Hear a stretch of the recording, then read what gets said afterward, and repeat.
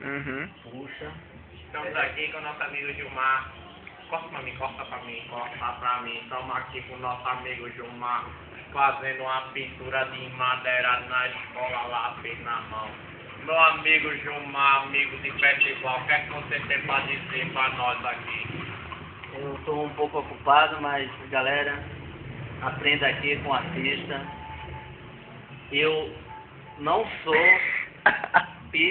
sem comentário. Eu não sou, mais ou menos, mas sou de Deus e vamos em frente. Por que você não disse que é da Universal?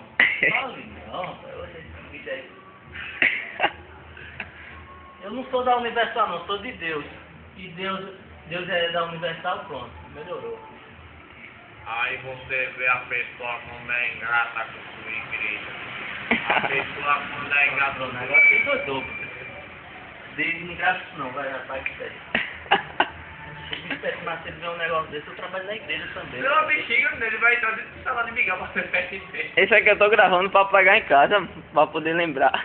Ah, sim. Mas aí... Eu não vou botar não, relaxa. Depois a gente faz outro. Isso aí é só o teste.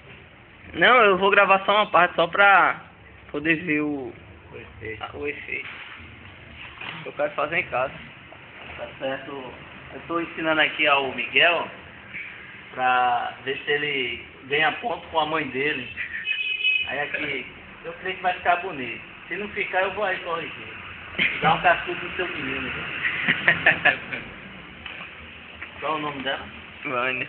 Dona Vânia. Dona Vânia não, que eu creio que é bonita e é jovem. Vânia.